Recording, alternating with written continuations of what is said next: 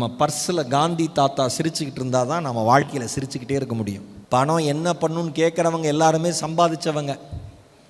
பணம் சந்தோஷத்தை தராதுன்னு சொல்கிறவங்க எல்லாருமே சம்பாதிச்சவங்க. நல்லா ஞாபகம் வச்சுங்க.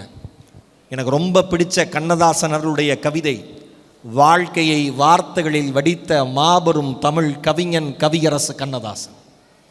அவர் சொன்ன ஒரு கவிதை, டே வாழ்க்கை எப்படின்னா, நீ நல்லா இருக்கிறப்ப 4 பேர் கூடவே நிற்பான். கரெக்டா?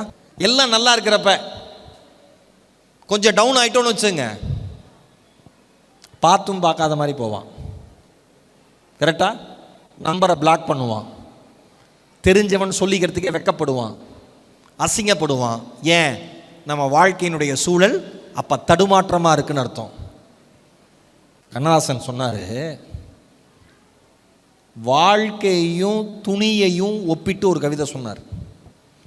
பருத்தி என்றொரு செடி வளர்ந்தது பருவ பெண்ணை போலே, அந்த கரிசல் கழனி மேலே அது சிரித்த அழகில் காய் வெடித்தது சின்ன குழந்தை போலே அந்த வண்ண செடியின் மேலே.